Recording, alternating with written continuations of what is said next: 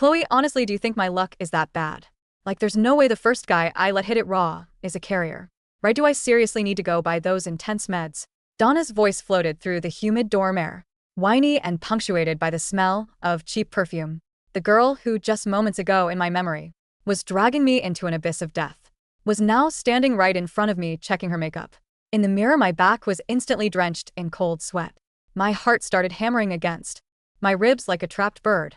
The thumping so loud, I thought my chest might explode. It hit me like a freight train. I was back. I had been reborn. I was back to the morning after Donna had linked up with some less TikTok influencer she was obsessed with. She was totally captivated by his filtered ABS and verified checkmark. She even paid for the hotel room herself just to get a taste of that clout. When she walked in this morning, she was glowing, practically radiating smugness. She gave us a graphic play-by-play of how hot the guy Kyle was, bragging about his skills and claiming he wanted to make things official. In my past life, I warned her. I told her not to be blinded by a pretty face. She had glared at me, then snapping, "Chloe, can't you just be happy for me? You're such a hater." So I shut up, but that afternoon she cornered me, gripping my hand with clammy fingers, looking like a lost puppy. "Chloe, what do I do? It kind of burns down there, like a lot in the last timeline." Seeing her panic made me panic. I actually cared. I called my auntie, who's a nurse practitioner, and she immediately recommended post-exposure prophylaxis. Block any potential HIV infection at first. Donna thought she could gamble with her life. It took me begging her to finally go by the meds. She hugged my arm, flashing that fake sweet smile. "Thank God, I have you, Chloe. I would have freaked out alone." "Yeah, right. That same girl who acted like my sister turned into a demon. The moment she tested positive, she blamed everything on me." Donna refused to believe her precious influencer boyfriend subverted her meds or gave her the bug. Instead, she concocted this insane story that I brought the virus back from a water park trip and gave it to her. I can still see her trembling finger pointing at me, her face twisted in rage. "Chloe, I told you not to go to that trashy water park. You had to go be a slut. Now look, you gave it to me. My life is over because of you. Who's gonna want me now?" It didn't matter that I showed her my clean health panels or explained how biology works. She was delusional. She even brainwashed our other two roommates, Jess and Lily, turning them into her little minions to trap me this time. Hell no, I'm not stepping into that trap. I'm going to watch her self-destruct in 4K. Resolution. I forced a confused smile onto my face. "Donna, honestly, I wouldn't know. I'm practically a virgin. Compared to you, maybe ask someone with more experience." Donna blinked, stunned. "What do you mean you're not going to help me figure this out?" She glared at me, her entitlement showing. "Did you forget that when the other girls were icing you out, I was the one who stood by you?" Stood by me? You mean the class VP who scammed students into signing up for credit cards to get kickbacks? And the spineless follower who did whatever was popular? Being isolated by them was a badge of honor. I put on my best innocent wide-eyed look. "I'm just scared I'll give you bad advice. It's your body, babe. You know it best." Donna frowned, then a blush crept up her neck. A smirk appeared. "You know, maybe it's just because he was so big he was aggressive. I probably just can't handle a real man." Yet I smiled sweetly. "Wow, you found such a beast of a man. You're so lucky. Yeah, hold on to that good man tight, honey. Let him drag you all the way down to hell." After class, I grabbed my books and tried to bolt, but Donna stood in the doorway blocking me. "Chloe, come with me to CVS. I need to get some cream or something." She looked around nervously, then whispered in my ear, "Ass itching like crazy. I can't stand it." I raised my voice loud enough for the guys in the hallway to hear. Whoa, it got worse. "Donna, we should go to the hospital. You don't want an infection to rot off, do you?" Donna's face turned crimson. "Chloe, shut the hell up. Do you want the whole campus to know?" I shrugged, feigning ignorance. "Chill, everyone here is cool. Besides, didn't you say it was just a friction burn from him being too big?" Actually, I continued, grabbing her arm and pulling her toward the exit. "Let's go to the campus health center. It's free for students." And right there, Donna turned pale. She ripped her arm away from my grip, like I burned her. "Are you psycho? The nurses there have seen everything," I said, putting on my concerned mom voice. "They can take one look and tell you exactly what kind of funky stuff is going on." Donna stumbled backward. "I don't need your help." She turned and ran. I knew she wouldn't go. She's crafted this image of being a pure, wholesome girl for her social media. In reality, she was hooking up with thugs in middle school and juggling 5 guys at once in high school. Legend has it one guy even OD'd over her. She's had multiple abortions, battle scars she desperately tries to hide, because her college goal is to bag a rich husband. She told me all of this on her deathbed in the last life, spitting the secrets at me like venom. I checked the time. The 72-hour window for pet meds was ticking away. Tonight that window closes after that god himself can't save her. The resident advisor RA wouldn't let me switch rooms without a valid reason. And off-campus housing was blocked for freshmen. But I value my life more than rules. A few days later, a biometric lock I ordered for my drawer arrived. I checked the campus housing forums. But no one had an open bed. Donna was getting more irritable by the day. While she was out, I started packing up my personal stuff, locking everything down. While organizing my closet, I realized something. A lot of my lingerie and panties were missing. I buy expensive stuff, Victoria's Secret niche brands. Sometimes I couldn't find a pair, bought new ones, and then the old ones would magically reappear in my drawer a week later. A realization exploded in my brain. I yanked open Donna's wardrobe. I dug through her messy pile of clothes and bingo. There were my panties balled up in the corner. She was stealing my underwear, wearing it, and then putting it back. A wave of nausea hit me so hard my knees buckled. I ran to the bathroom and dry heaved over the toilet. No wonder she blamed me for giving her HIV in the last life. She probably thought she caught it from wearing my underwear. Or maybe she legit convinced herself my clean health report was photoshopped. I ground my teeth together. I wanted to drag her out of class and beat her, but logic took over. First priority, my health. I immediately booked a full STD panel at a private clinic just to be safe. Then, I went to the anonymous campus message board and posted, willing to pay double for a sublet or dorm swap emergency. Need to escape toxic hazard. Donna was pissed that I've been giving her the cold shoulder. She was used to me being her sidekick to punish me. She started sucking up to Jess and Lily, the other two roommates. Never I walked in, Donna would loudly proclaim, OMG. I just sent the funniest TikTok to the group chat. You guys have to see it, or there's this new sushi spot 5 stars, we have to go this weekend. Obviously, I wasn't in their new group chat, lol. Like, I care. I enjoyed the silence. I just needed to find a place and bounce. Her misery was just beginning. Seeing I didn't react, Donna up to the Annie babes. Kyle is hosting a pre-game. He invited his influencer friends. Legit certified baddies and rich guys were all going this weekend. Young girls are stupid for clout, Jess and Lily agreed. Instantly, eyes wide. Donna glanced at me reading on my iPad and sneered. Some people just don't have the vibe. Don't say I didn't invite you when we're popping bottles, please. A guy who trades life-saving meds for candy and sleeps around like a stray dog. His friends are probably walking petri dishes. 2, if they want to jump into the biohazard zone. I'm not stopping them by 9 p.m. Donna's Instagram stories were flooding my feed. The 3 of them were sandwiched between guys who looked greasy and way too old to be hanging around college freshmen. The men looked at them with hungry, predatory eyes. The girls looked proud. Jess posted a dozen selfies with some SoundCloud rapper lookalike, cheeks pressed. Together, Lily looked a bit awkward in the background, nursing a red Solo cup. Soon Donna started FaceTime bombing me. I declined. She called again and again. Finally, I answered. The bass from the club speakers distorted the audio immediately. Donna spun the camera around, showing off the VIP table. It is Chloe. Jealous, yet she smirked, slurring her words. I'm generous, though. Come through. I realize there's a guy here perfect for you. Jess and Lily can't even get near him. I saved him for you, she winked. It was clearly a trap, actually. I said, my voice flat. The RA just did rounds. She noticed you guys are gone. She said if you aren't back by curfew, it's a write-up on your permanent record. Donna's face twisted. Chloe, you bitch, why didn't you cover for us? We're supposed to be sisters. Covering for you isn't my job. Getting written up isn't my problem. Before she could scream more, a hand snatched the phone. It was Kyle. He looked at me through the screen with dead, druggy eyes. You're the roommate, damn. You're mid-my. Boys wouldn't touch you anyway. Ierd Donna squeal. Followed by the static crackle of the phone hitting the floor. I smirked. Some people just beg for their own destruction. I hit stop recording on my screen capture. Evidence secured. If anything happens to them tonight, it's not on me.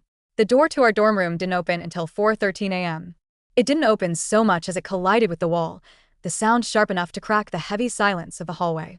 I was already awake, lying still in the dark, breathing steadily. I'd learned in my last life that feigning sleep was the best armor. Donna stumbled in first. She wasn't glowing anymore. The baddie aesthetic she had curated for Instagram 4 hours ago had disintegrated. Her hair was matted at the back, one strap of her dress was torn, and she was holding her heels in her hands. She smelled like stale vodka, sweat, and that distinct, metallic scent of regret. Jess and Lily followed, looking less like hype girls and more like accident victims. Lily was crying softly, hiccuping, while Jess looked shell-shocked, her makeup smeared across her cheek like a bruise. Shut up, Lily, Donna hissed, though her voice lacked its usual venom. It sounded raw. Just shut up. He said he'd text tomorrow. It's fine.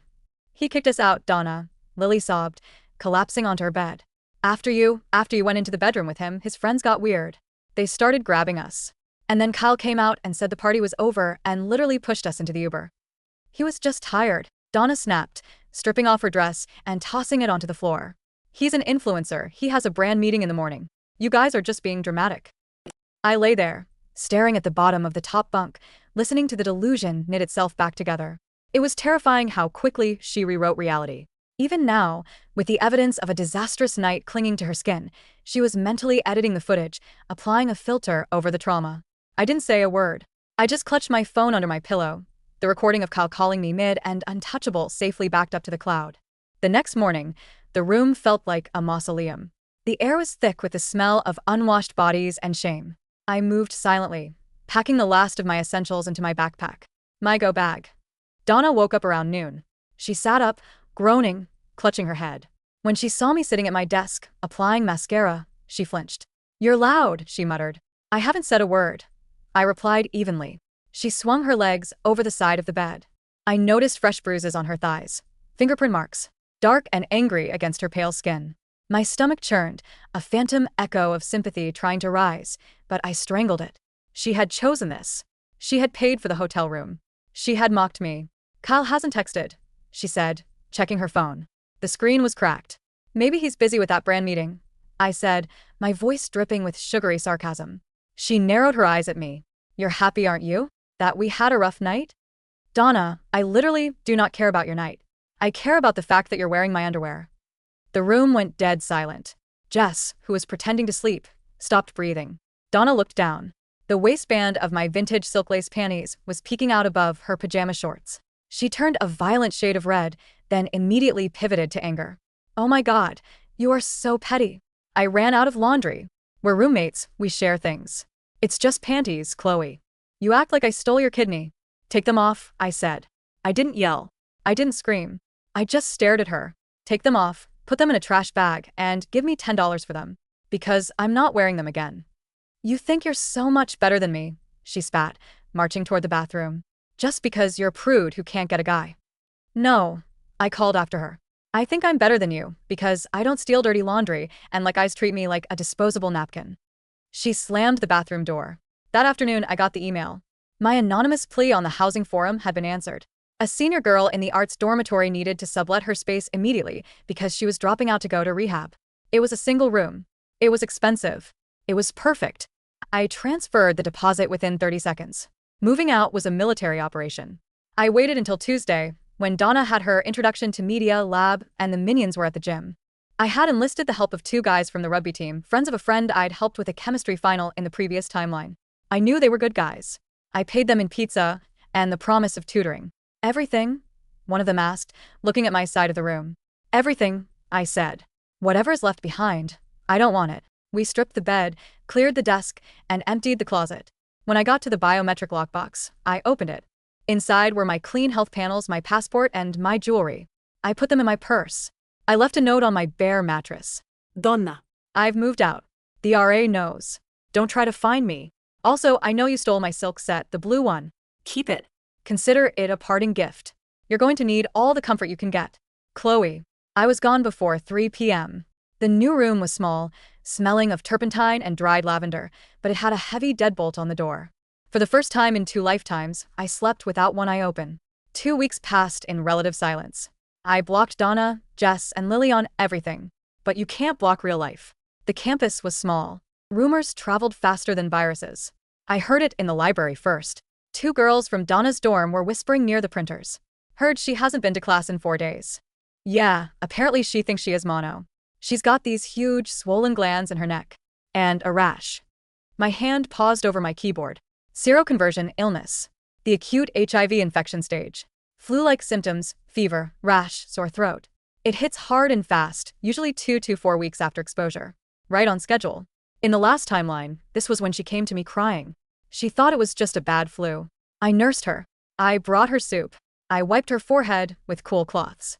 That was when she gave it to me, not through sex, but through a shared razor she used to shave her legs when I wasn't looking, leaving microscopic blood on the blade I used the next morning. I shuddered, closing my laptop. Not this time. I avoided the dining hall, preferring to cook on a hot plate in my room, but I had to go to the registrar's office to finalize my major declaration. As I walked across the quad, the autumn wind biting at my cheeks, I saw them. The three musketeers down to two. Jess and Lily were supporting a figure between them. Donna looked gray. That was the only word for it. Her skin, usually heavily bronzed with fake tan, looked ashy and sickly. She was wearing oversized sunglasses and a hoodie, shivering despite the mild chill. They saw me. Jess whispered something to Donna, and Donna's head snapped up. Even from 20 yards away, I felt the malevolence. They changed course, intercepting me near the fountain. "Okay," Donna croaked. Her voice was wrecked. You bitch. I stopped, keeping a safe distance. You look terrible, Donna. Maybe you should go to the health center. Oh wait, you're too famous for that, right?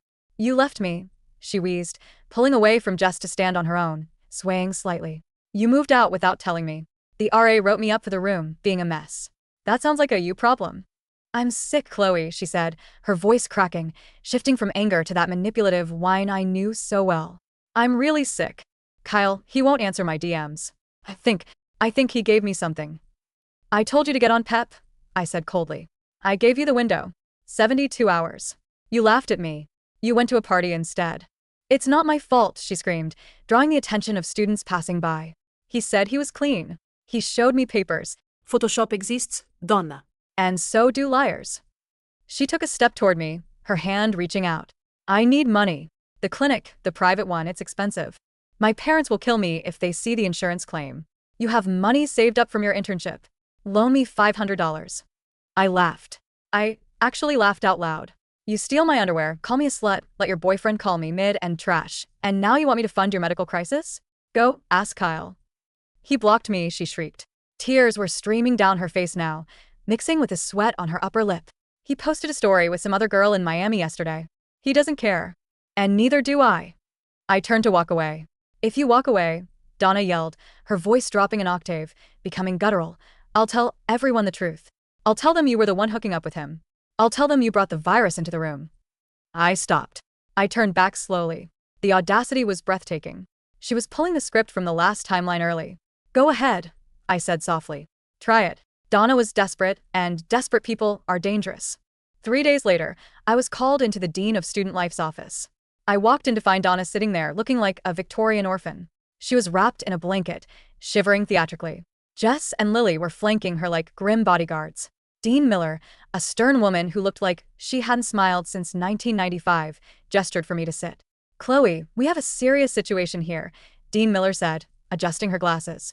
Donna has come forward with some distressing allegations regarding hygiene, safety, and harassment. Donna sniffled loudly. She was sleeping around, Donna whispered, looking at the floor. She went to that water park over break. The one known for stuff. She came back, and she was using my razor, my towels. Now I tested positive for. She broke down into jagged sobs. Jess patted her back. It's okay, Donna. You're brave. Dean Miller looked at me. Donna has provided a positive result for HIV. She claims you are the only potential vector, given her claim of celibacy prior to this semester. I stared at Donna. The lie was so bold, so easily disprovable, yet she committed to it with the acting skills of a sociopath. She was banking on the stigma. She was banking on me panicking. She gave it to me, Donna wailed. And then she moved out because she knew. She fled the scene. Dean Miller sighed. Chloe, these are grounds for expulsion if you knowingly endangered a student. We need you to submit to a health panel. I reached into my bag. I expected this, I said, my voice steady. I pulled out a thick manila folder. What is this? The dean asked. Exhibit A, I said, sliding a paper across the desk. My full STD panel, dated 3 days after I moved out, and one from the beginning of the semester. Both negative. Clean as a whistle. Including HIV RNA testing, which detects the virus days after exposure. I am negative, Dean Miller. Donna stopped crying. The room went silent. Exhibit B, I continued, sliding an iPad across the desk. A screen recording of Donna's Instagram live from 2 weeks ago, where she brags about, and I quote, letting Kyle hit it raw because he's a king. Also, here is a recording of Kyle at the party, stating he wouldn't touch me. I pressed play. Kyle's voice, tinny and arrogant, filled the office. You're the roommate? Damn, you're mid. My boys wouldn't touch you anyway. Donna's face went from pale to purple. And finally, I said, sliding a Ziploc bag onto the desk. Inside was the pair of blue lace panties I had retrieved from Donna's laundry pile before I left, the ones I told her to keep. Donna has a habit of stealing my underwear, I said, looking directly at the dean, whose jaw was now slightly unhinged. She claimed I used her razor? No. She steals my intimate apparel. If there was any cross-contamination, which there isn't because I am negative, it would be from her theft, not my negligence. I leaned back in the chair. I moved out because she is a thief, a liar, and engages in high-risk behavior that I did not want to be associated with. I advised her to get PEP. She refused. She chose this. Dean Miller looked at the papers. She looked at the video. She looked at the panties in the bag. Then she looked at Donna. Donna, the dean said, her voice ice cold. Is this true? She faked those papers. Donna screamed, jumping up. She's a witch. She's lying. These are certified from the city hospital, I said. You can call them right now. Donna looked at Jess and Lily for backup. Jess looked at the floor. Lily bit her lip and took a half step away from Donna. They saw the ship sinking. They weren't going down with it. I think we're done here, Dean Miller said. Chloe, you are free to go. I apologize for the distress. Donna, you stay. We need to discuss the student code of conduct regarding false accusations and theft. I stood up. I didn't smile. I didn't gloat. I just looked at Donna one last time. Get help, Donna, I said. Medical and psychiatric. The fallout was nuclear. Donna wasn't expelled, but she was suspended for a semester for code of conduct violations, a polite way of saying she tried to frame a student for felony. But the social court was far harsher. I didn't leak the info. I didn't have to. The walls have ears, and Jess and Lily had mouths. Within 48 hours, the entire freshman class knew that Donna had tried to pin her diagnosis on her roommate after contracting it from a TikTok influencer. Kyle, the king, got wind of the drama. To save his own reputation, he posted a video claiming Donna was a crazy stalker he hooked up with once who lied about being on the pill. He threw her to the wolves to save his follower count. Donna became a pariah. I saw her one last time before she left campus to serve her suspension. She was loading her car.